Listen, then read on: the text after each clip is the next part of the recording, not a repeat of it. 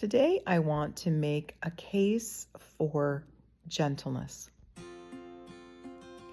So, when it comes to gentleness, some of us have thoughts and ideas about what gentleness is.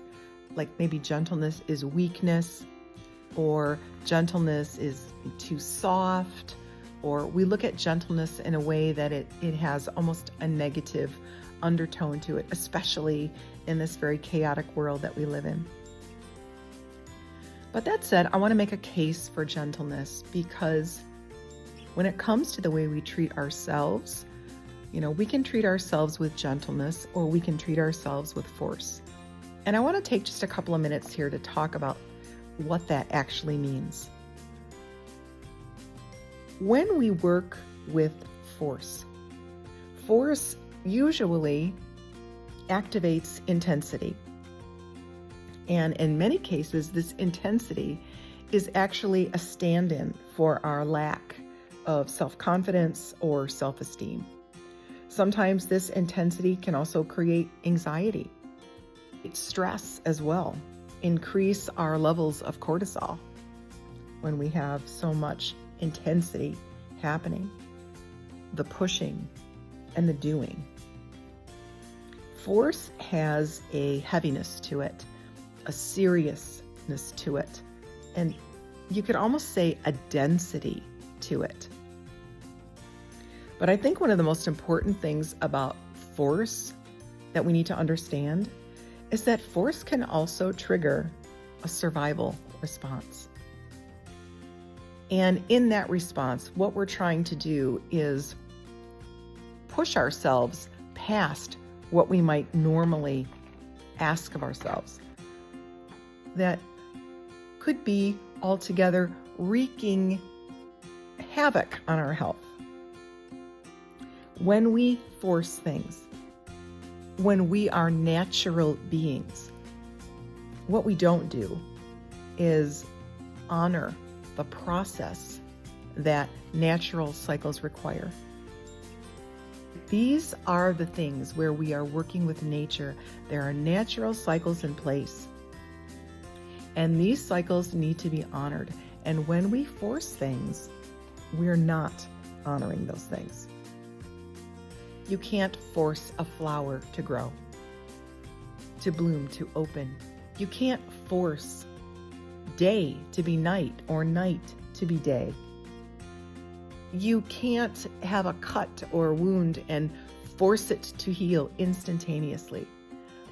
Now let's take a look at gentleness. What does gentleness offer us?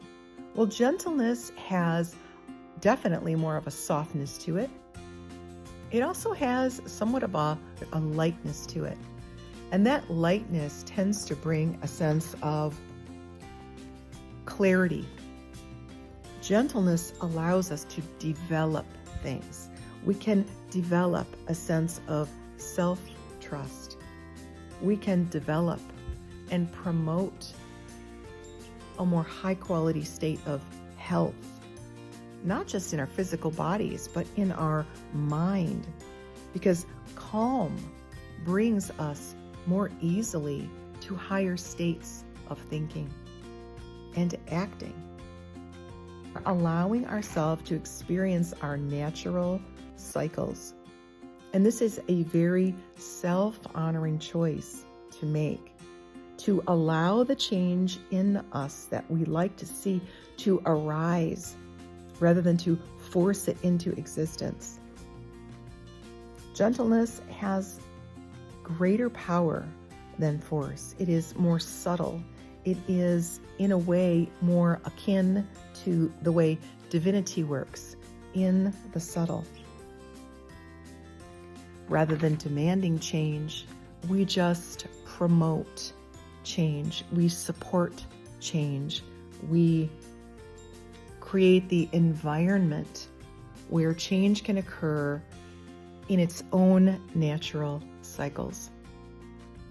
So the bottom line is we cannot just excuse or reject gentleness as something not strong enough to help us in our lives to create change. Gentleness is a phenomenal answer because it brings greater intention. It brings greater attention to thoughts. It increases focus in a healthy way, not an exhausting way. Gentleness builds self-trust, and it gives us an opportunity to learn from the natural cycles and to enjoy the positive qualities and results and outcomes from these gentle pathways that we take. Gentleness helps us to unwind what isn't helpful to us, whereas force tends to strangle us with it. So these are just a couple of things that I feel like now at the beginning of the year, when people like to make changes, that these are important things to consider. And this, friends, is my case for gentleness in 2026.